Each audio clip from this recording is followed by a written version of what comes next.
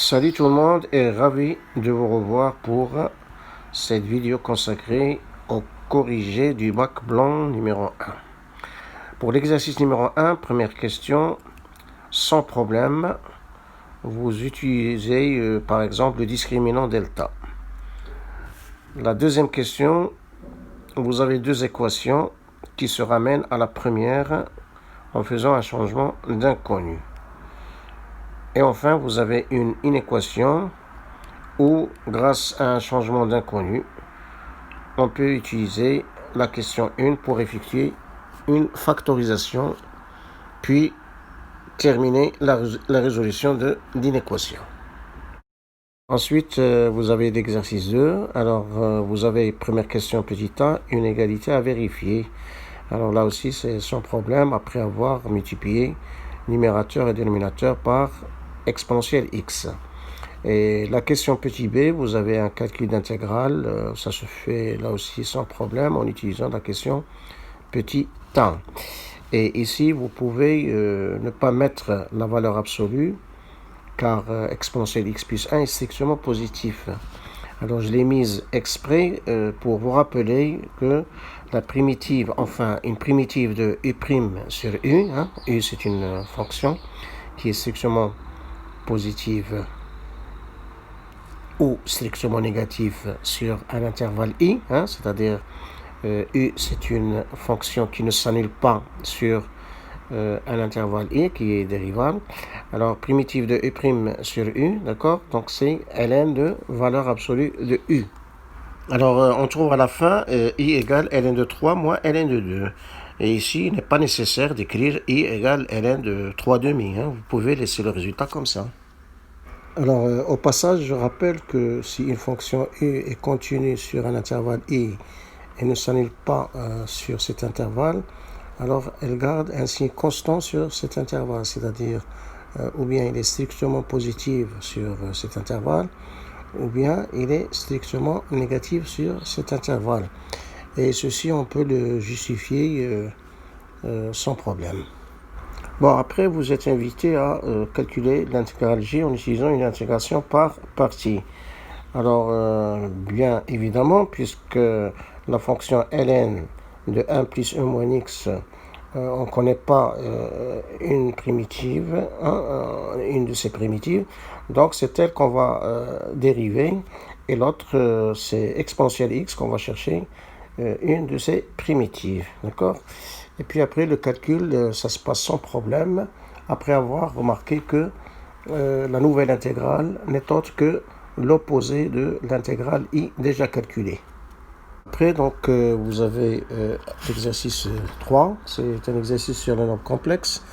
Alors, dans la première partie, on vous demande de résoudre une équation second degré dans ses coefficients réels, bien entendu.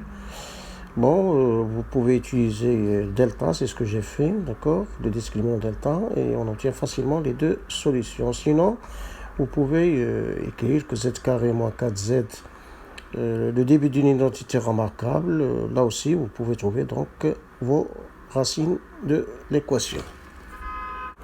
Bon, après, deuxième partie, on se place dans le plan complexe, rapporter un repère orthonormé direct, etc. Alors, on vous donne les points grand A et grand B d'affixe respectives, etc. On vous donne la rotation R de centre oméga d'affixe petit oméga et donc pi sur 2. Et on vous demande premièrement de montrer que l'expression de la rotation R est Z' égale, etc.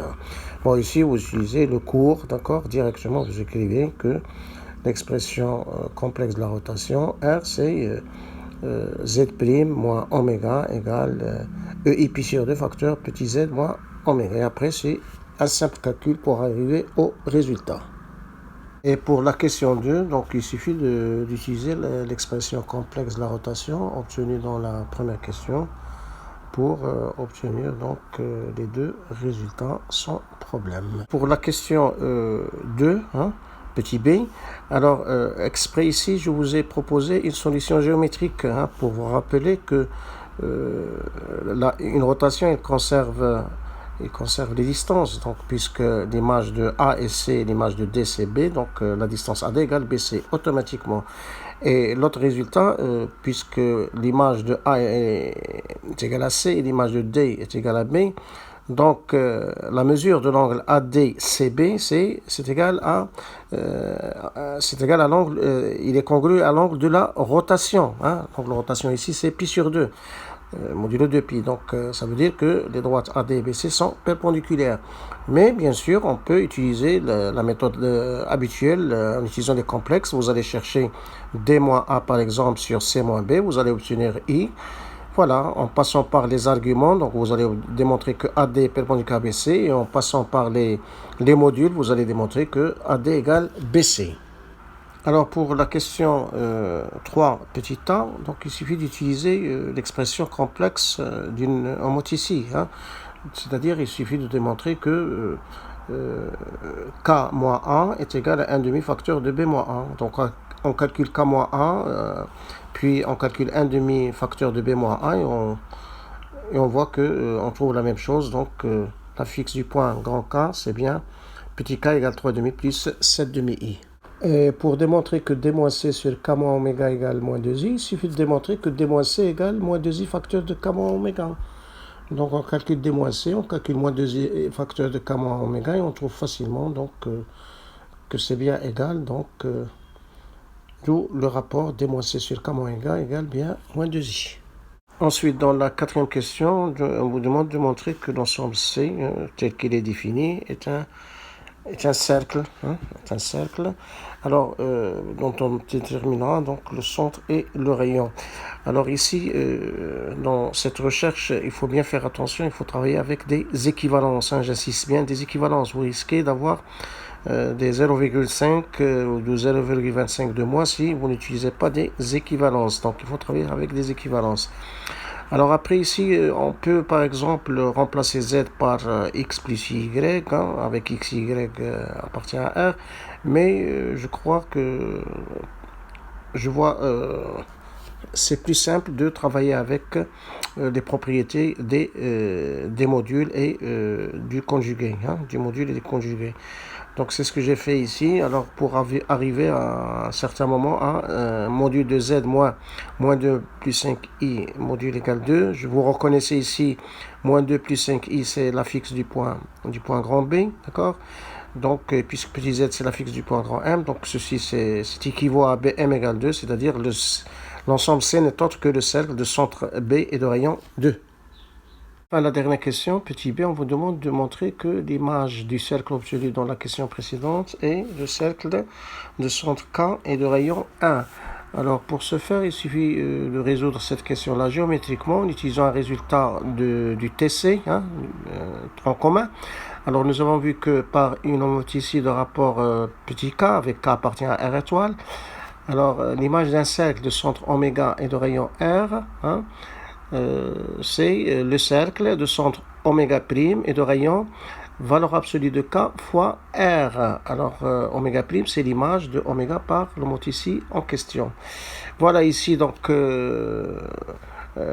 l'image du centre, c'est-à-dire l'image de B c'est k, donc ça sera le cercle de centre k. Et puis le rayon du cercle image, donc ça sera valeur absolue de 1 demi, hein. D'accord, c'est-à-dire 1 demi fois le rayon du cercle de départ, c'est-à-dire fois 2. Donc, ça sera 1 demi fois 2, c'est-à-dire égal 1. Donc, on a bien démontré que le cercle image, donc, c'est le cercle de centre K et de rayon 1. Enfin, on passe au problème. C'est un problème d'analyse. Alors, on vous donne une fonction f qui est définie sur l'intervalle fermé 0 plus l'infini. Hein. La fonction est définie bien en 0. Alors après, on vous demande question premièrement petit a, de montrer que f est continu à droite en 0. Donc c'est un problème de limite ici. Hein. Vous allez avoir besoin d'une limite remarquable, usuelle, qui a été vue en classe. C'est la limite de x ln de x, lorsque x tend vers 0 plus. Hein. Il faut bien savoir, il faut bien la connaître, c'est 0. Hein. C'est 0 moins, hein, pour l'occasion, hein, c'est 0 moins. Mais ici, ce qui nous intéresse, c'est que cette limite, c'est 0. Alors pour la question petit b, on vous demande que f n'est pas dérivable à droite en 0, donc il suffit de chercher la limite du taux de variation, hein, limite de f de x moins f de 0 sur x moins 0 quand x tend vers 0 plus. Alors, un simple calcul donc vous mènera à limite de moins n de x sur x plus 1, et ceci tend vers plus l'infini, bien sûr, parce que il n'y a pas de forme indéterminée, parce que le numérateur, il tend vers plus l'infini, et le dénominateur tend vers 1. Donc, la limite, c'est plus l'infini qui n'appartient pas à R. Donc, f n'est pas dérivable à droite en 0. Alors ici, ça n'a pas été demandé, mais graphiquement, ce résultat montre que la courbe C, elle admet une demi-tangente verticale, d'accord, au point d'abscisse 0. Alors, puisque nous avons 0 plus et plus l'infini, donc il sera dirigé vers le haut. Après, question petit c, on vous demande de calculer deux limites, limite en plus l'infini de f de x et limite en plus l'infini de f de x sur x. Et puis après, on vous demande de donner une interprétation géométrique de ces deux résultats. Alors, pour la limite en plus l'infini, donc sans problème, lorsqu'on l'écrit sous la forme du produit moins x sur x plus 1 fois ln de x, donc on calcule la limite de chaque facteur. On trouve pour le premier moins 1 et pour l'autre plus l'infini. Alors, pour la deuxième limite de f de x sur x en plus l'infini, alors là aussi, il y a une forme indéterminée au départ parce que on ne peut pas la calculer directement. Vous aurez moins l'infini au numérateur et vous avez plus l'infini au dénominateur. Alors, en divisant et en multipliant par x, donc vous allez lever cette indéterminée en utilisant limite usuelle ln de x sur x en plus l'infini qui est égal à 0. L'autre étant égal, sa limite c'est égal à moins 1, donc on obtient facilement 0 fois moins 1 égale 0. Donc ce qui montre, ces deux résultats montrent bien que C admet une branche parabolique direction l'axe des abscisses, en voisinage bien sûr de plus l'infini. Après, dans la question 2, on vous propose une fonction h, une nouvelle fonction. Alors ce sera une fonction auxiliaire de la fonction f, parce qu'elle va nous servir pour étudier le signe de la dérivée de f et pour étudier aussi la position relative de la courbe de f par rapport à la première bissectrice du repère. Bon, alors la première question, un petit a, on vous demande de calculer sa dérivée et de montrer que h est strictement croissante sur l'intervalle ouvert 0 plus infini. Alors on peut le faire sans problème, tout ça. Bon, après, question petit b, on vous demande de montrer que l'équation h de x égale 0 admet une solution unique alpha dans l'intervalle ouvert 0 plus l'infini. Alors ici, vous avez quatre choses à faire. Alors la première des choses, il faut préciser que h est continu sur l'intervalle ouvert 0 plus l'infini. La deuxième des choses, il faut préciser que h est strictement croissante sur 0 plus l'infini. Bon, strictement monotone, ici, ce sera strictement croissante, ça a été vu dans la question précédente.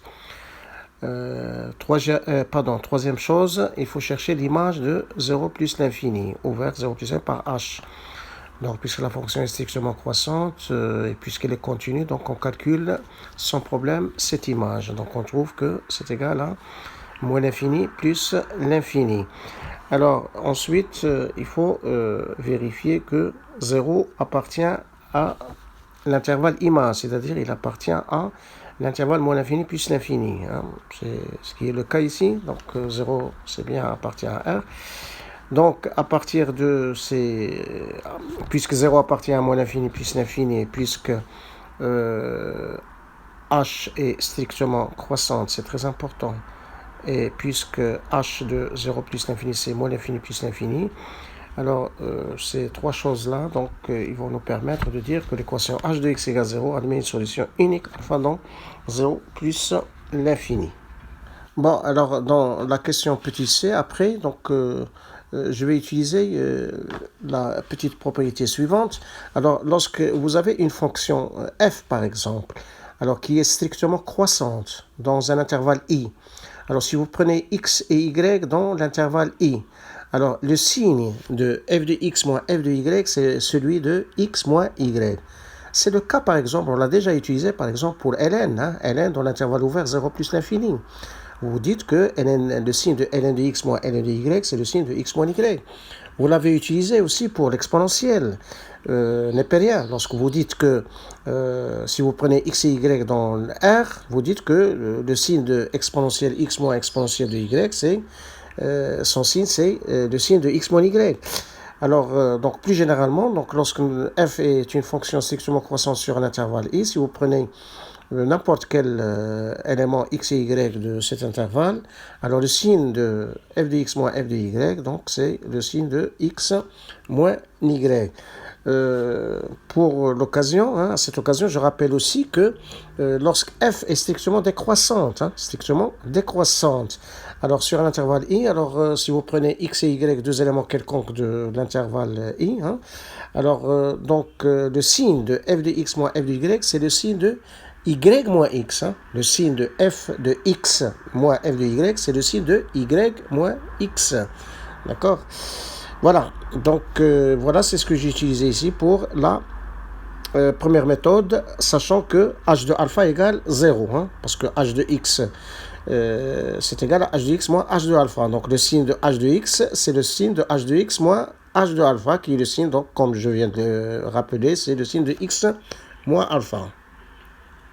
Bien sûr, puisque la fonction h est strictement croissante sur l'intervalle ouvert 0 plus l'infini. Autre méthode consiste tout simplement à, lorsqu'il appartient à l'intervalle ouvert 0 plus l'infini, à montrer deux choses, deux équivalences, attention, deux équivalences. Alors h de x égale 0 équivaut x moins alpha égale 0, et h de x supérieur à x moins 0 équivaut x moins alpha supérieur à x moins 0. Donc ces deux équivalences suffisent pour dire que le signe de h de x est celui de x moins alpha. Bon, pour la question suivante, vous allez chercher h de 0,27 à l'aide de votre machine calculatrice. Vous allez trouver que c'est inférieur strictement à moins 0,03, qui est inférieur strictement à 0. Vous allez chercher également h de 0,28, qui est supérieur strictement à 0,07 à l'aide de votre machine, qui est supérieur strictement à 0. Et sachant que h de alpha égale 0, donc h de alpha, il est compris strictement entre h de 0,27 et h de 0,28. Et puisque h est croissante sur l'intervalle ouvert 0 plus l'infini, remarquez ici que je n'ai pas besoin de h strictement croissante. J'ai besoin seulement de h est croissante. H croissante suffit pour passer de cette double inégalité stricte à la dernière inégalité stricte qui est alpha strictement entre 0,27 et 0,28. D'accord? Il suffit d'utiliser la contraposée pour la définition d'une fonction croissante sur un intervalle. Bon, ensuite, question 3, on vous demande, dans la question petit a, de montrer que f de alpha égale alpha. Donc, on commence par calculer f de alpha, donc c'est moins alpha, ln de alpha sur alpha plus 1. Et maintenant, on va revenir à la définition de alpha. Par définition de alpha, donc nous avons h de alpha égale 0, c'est-à-dire vous remplacez alpha dans l'expression de h, c'est-à-dire alpha plus 1 plus ln de alpha égale 0. Donc ça vous donne alpha plus 1 égale moins ln d'alpha, que vous allez remplacer dans l'expression de f de alpha de tout à l'heure. Et puis après simplification, donc vous obtenez f de alpha égale alpha. Après question B, on vous demande de calculer la dérivée f' de x, pour x appartient à un intervalle ouvert 0 plus infini. Alors ici, il suffit d'utiliser la formule permettant de calculer la dérivée d'un quotient, u sur v, c'est u'v moins uv' sur v au carré. Et vous aurez besoin aussi, dans le numérateur, pour moins x ln de x, vous aurez besoin aussi de savoir comment calculer la dérivée d'un produit. D'un produit uv, c'est u'v plus uv'. Et après, on obtient sans problème le résultat demandé. Ensuite, dans la question petit c, on vous demande de dresser le tableau de variation de petit f. Alors ici, donc, on a tout ce qu'il faut. Il reste uniquement le signe de la dérivée de f'. Mais d'après la question précédente, le signe de f' de x sur l'intervalle ouvert 0 plus l'infini, c'est le signe de moins h de x. Et on sait que le signe de h de x, c'est le signe de x moins alpha. Donc le signe de moins h de x, ça sera le signe contraire de x moins alpha, c'est-à-dire le signe de alpha moins x. Donc voilà, donc on remplit donc la ligne correspondant au signe de f' de x. Il faut bien préciser que la fonction n'est pas dérivable en 0 à droite, avec un trait vertical qu'on ajoute. Et puis après, sachez que f de alpha égale alpha, on l'a déjà démontré. Donc vous écrivez f de alpha égale alpha. Et les limites, ils ont été déjà calculés en 0 plus et en plus l'infini. Donc le tableau de variation, on l'obtient donc sans problème. Alors ensuite après, vous avez la question 4, petit a, on vous demande de montrer que pour tout x supérieur à x moins 0, x moins f de x égale x h de x sur x plus 1.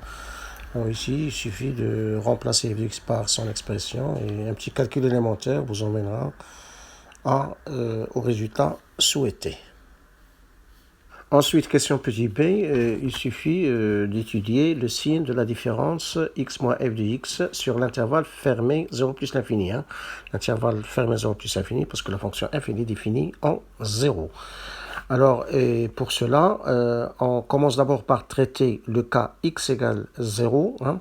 Alors attention, il ne faut pas oublier de traiter ce cas, sinon vous risquez d'avoir au moins 0,25 de moins. Hein. Et après, donc, vous utilisez le résultat précédent, pour étudier le signe de x moins f de x sur l'intervalle ouvert 0 plus l'infini, qui n'est autre que le signe de h de x qu'on connaît déjà.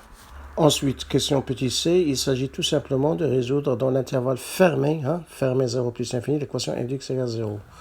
Alors pour ce faire, on commence par remarquer d'abord que f de 0 égale 0, donc 0 est une solution, n'oubliez pas de... Attention au raisonnement, d'accord? Vous risquez d'avoir des points en moins si vous ne raisonnez pas correctement. Et après, donc, pour x supérieur à x moins 0, donc avec des équivalences, attention, des équivalences, alors je vais chercher f de x égale 0 équivaut à la fin à x égale 1. Donc au final, donc, on a démontré que l'équation f de x égale 0 admet deux solutions, à savoir 0 et 1. Donc c'est coupe l'axe des abscisses au point d'abscisse 0 et 1. D'accord? Il y a deux points d'intersection.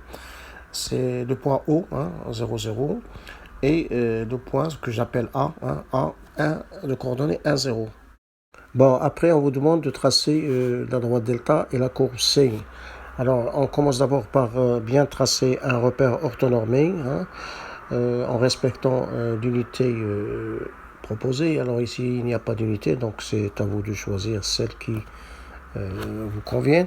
Après, les tangentes et demi-tangentes. Alors ici, vous avez une tangente horizontale, d'accord? Une tangente horizontale au point d'abscisse alpha.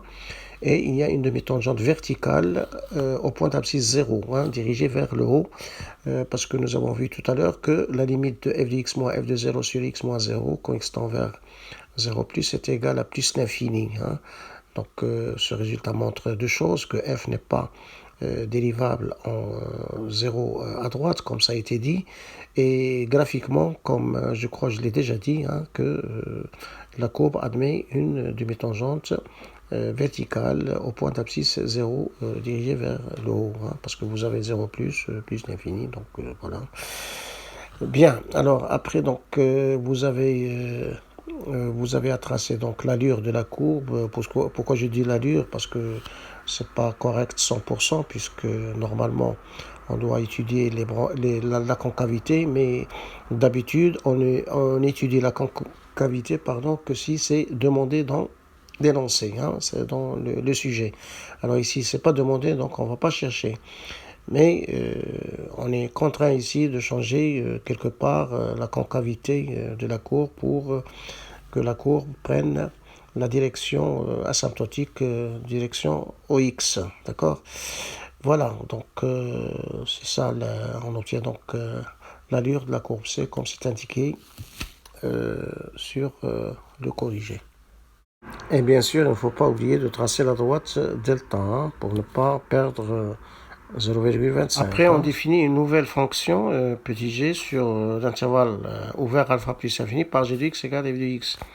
Alors attention, c'est une nouvelle fonction, c'est pas la fonction f, parce que les deux fonctions n'ont pas le même ensemble de définitions. L'ensemble de définitions de f, c'est l'intervalle fermé 0 plus l'infini, alors que l'ensemble de définitions de g, c'est l'intervalle ouvert alpha plus l'infini. Mais ce qu'ils ont de commun, ces deux fonctions, c'est qu'ils ont c'est qu'ils coïncident sur l'intervalle ouvert alpha plus l'infini. Ils ont la même expression sur l'intervalle ouvert alpha plus l'infini. Donc, pour montrer que G admet une fonction réciproque dans la question petit a, hein, alors il suffit de montrer deux choses. Il suffit de montrer que G est continu et que G est strictement monotone sur l'intervalle alpha plus l'infini, l'intervalle ouvert alpha plus l'infini. Alors, et ceci, on l'a, puisque f coïncide avec, comme je l'ai dit tout à l'heure, f coïncide avec g sur cet intervalle, et on sait que f, elle est continue, elle est strictement décroissante sur l'intervalle alpha plus l'infini. Donc, on a ces deux choses-là, ce qui nous permet de dire que g admet une fonction réciproque. Alors, il sera défini sur l'intervalle, image de l'intervalle ouvert alpha plus l'infini par g. Alors, l'image de cet intervalle, on l'obtient facilement, d'accord, puisque la fonction g, elle est continue et strictement décroissante sur cet intervalle. Donc, on obtient cet intervalle, c'est j égale moins l'infini, l'intervalle ouvert moins l'infini alpha. Alors après, on vous demande de démontrer que la fonction g-1 est dérivable sur l'intervalle j. D'accord. Alors, pour cela, vous avez deux choses à faire. Alors, il faut d'abord démontrer que G est dérivable sur l'intervalle qui a pour image l'intervalle J par petit g. Alors, d'après ce qu'on vient de voir tout à l'heure, cet intervalle n'est autre que l'intervalle ouvert alpha plus l'infini. Et petit g est bien dérivable sur cet intervalle. Alors ça, c'est la première des choses. Et après, il faut démontrer que pour tout x de l'intervalle, cet intervalle alpha ouvert alpha plus l'infini, il faut démontrer que g' de x est non nul. G' de x est différent de 0. Alors ceci, on l'a aussi, puisque tout à l'heure, nous avons étudié le signe de... Parce que g' de x sur l'intervalle alpha plus l'infini n'est autre que f' de x. Et tout à l'heure, nous avons vu que f' de x sur l'intervalle ouvert alpha plus l'infini ne s'annule pas, hein, parce qu'il s'annule seulement... il s'annule seulement sur l'intervalle 0 plus l'infini, il s'annule seulement en alpha, d'accord. Alpha ici, il n'est pas dans l'intervalle, d'accord. Donc, g' de x différent de 0, donc g-1 est bien dérivable sur l'intervalle j. D'après ces deux propriétés, d'après le cours. Question petit c, on vous demande de calculer g-1' de 0.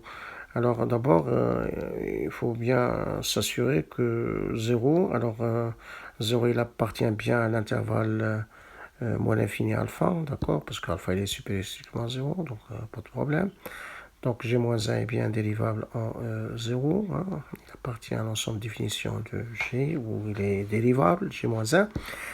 Et puis, vous remarquez que g de 1 égale 0, hein, parce que f de 1 égale 0.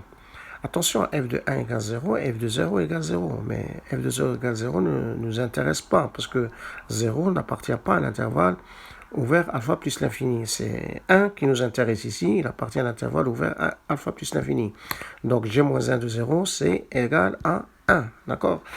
Voilà, et après vous utilisez donc cette formule-là, hein, que vous connaissez, donc g-1' de 0, c'est 1 sur g' de g-1 de 0. G-1 de 0, c'est 1, donc c'est 1 sur g' de 1. Et j' de 1, c'est f' de 1, parce que g', c'est la même chose que e' sur l'intervalle ouvert alpha plus l'infini. Donc, c'est d'après des questions précédentes, c'est moins h de 1 sur 1 plus 1 au carré, parce que vous remplacez x par 1. Et vous obtenez sans problème, donc g' de 1 c'est moins 1,5, donc g-1' de 0 c'est l'inverse de moins 1,5, c'est-à-dire moins 2. Enfin, on termine avec la question numéro 6. Alors, c'est une suite qui est définie par son premier terme U1. Attention, ici exprès, j'ai voulu changer un peu. Hein, c'est pas toujours le premier terme U0. Hein, je l'ai fait exprès, j'ai pris U1 égale exponentielle moins 2 et par la relation de récurrence pour tout n de n étoiles, U indice n plus 1 égale f de Un. Alors donc c'est une suite classique, hein, vous avez déjà travaillé là-dessus. Alors donc la question petit temps vous demande de montrer que pour tout n étoiles, Un est compris du côté de 0 strictement et du côté de alpha, hein, inférieur ou égal à alpha. Alors donc, ceci, ça se démontre par récurrence. Hein. Toujours ce type de question, c'est par récurrence. Donc sans problème, donc on démontre par récurrence ce résultat-là, d'accord, en utilisant tout simplement que la fonction f est strictement, hein, n'oubliez pas strictement parce que nous avons un supérieur strictement 0, nous aurons besoin de strictement croissante sur 0 fermé bien sûr, hein, pour parler de f de 0, 0 alpha. Voilà donc, et vous obtenez donc par récurrence que pour tout n de n étoiles, un est compris strictement du côté de 0 et inférieur ou égal à alpha.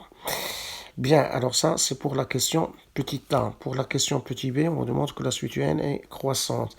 Alors, pour ce faire, on va utiliser la question précédente d'abord, et puis on va utiliser la question 4 petit b, qui nous a permis de dire que x moins f de x, elle est inférieure ou égale à 0 dans l'intervalle fermé 0 alpha. Donc ici, puisque un est dans l'intervalle fermé 0 alpha, donc pas de problème. Donc nous aurons un moins f de un inférieur ou égal à 0, pardon, inférieur ou égal à 0.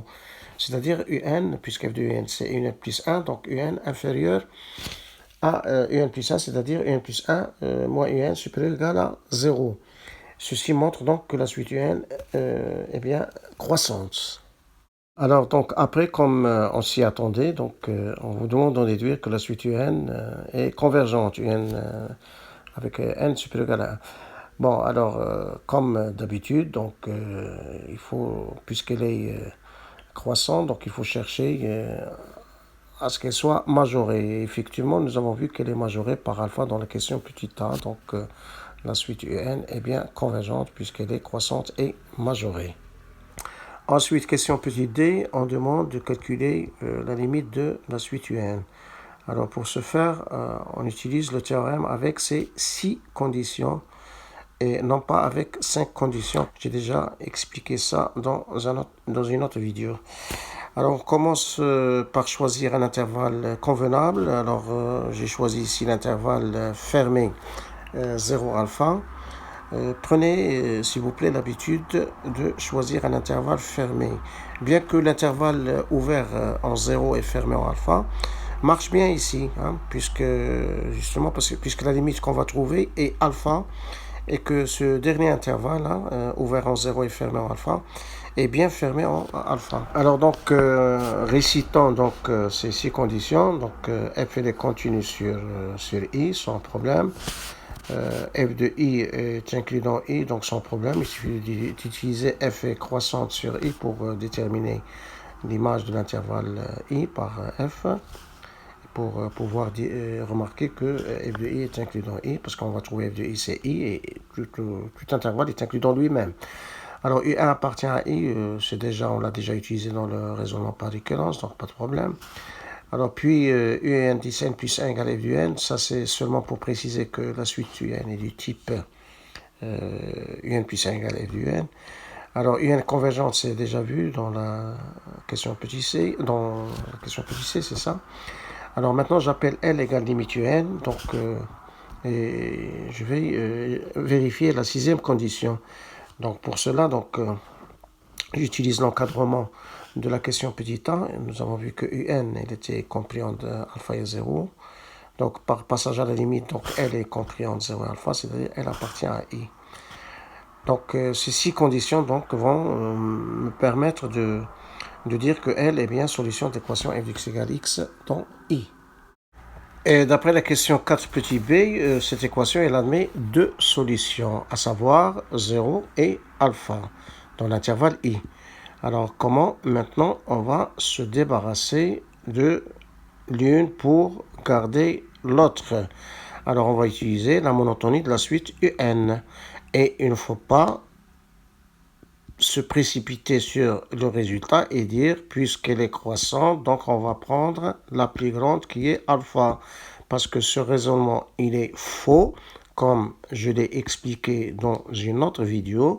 Donc pour se débarrasser de l'une, il faut justifier ce débarras. Alors, donc, la suite, elle est minorée par son premier terme, puisqu'elle est croissante, U1. Donc, nous avons U1 supérieur ou égal à U1. Autrement dit, pour tout n de n étoiles, Un est supérieur ou égal à E-2, exponentielle moins 2, qui est supérieur strictement à 0. Donc, par passage à la limite, donc L est supérieur ou égal à exponentielle moins 2. Donc, comme j'ai dit, il est supérieur strictement à 0. Donc, L supérieur strictement à 0. Autrement dit, L ne peut pas être égal à 0, c'est-à-dire L égale alpha. Donc, la limite de la suite Un est égale à alpha. Une dernière question. Petit e. Alors, on vous demande de montrer que limite de ln de u indice n exponentielle u indice n alors, est égale à moins 1. Alors, pour ce faire, il suffit de calculer ln de un exponentielle un et de remarquer que c'est ln de un plus ln de exponentielle un. Donc, ln de exponentielle un, c'est un. Donc, c'est ln de un plus un. Alors, il suffit de remarquer que ça, en ajoutant 1 et en retranchant 1, c'est h de un moins 1, d'accord? Donc, puisque la limite de h de un, c'est h de alpha, puisque la limite un est alpha, et h, il est continu en alpha. Donc, la limite de ln la limite de demander, donc ça sera h de alpha moins 1, d'accord? Et h de alpha, c'est 0, donc ce sera 0 moins 1, c'est égal à moins 1. D'accord? Mais on peut aussi, on peut s'arrêter à ln de un plus un et dire que puisque un, sa limite est alpha et ln, elle est continue en alpha, hein, puisque alpha est strictement positive. Donc, la limite de ln de un, ça sera ln de alpha. Et un, sa limite, c'est alpha. Donc, ça sera, la limite, ça sera donc ln de alpha plus alpha. Et là aussi, vous allez revenir à la fonction h, donc ce sera c'est h de alpha moins 1, c'est-à-dire 0 moins 1 puisque h de alpha égale 0. Voilà, donc au final, donc, on trouve que la limite de cette suite, c'est égal à moins 1. Alors ainsi, donc, prend fin cette lecture de ce corrigé.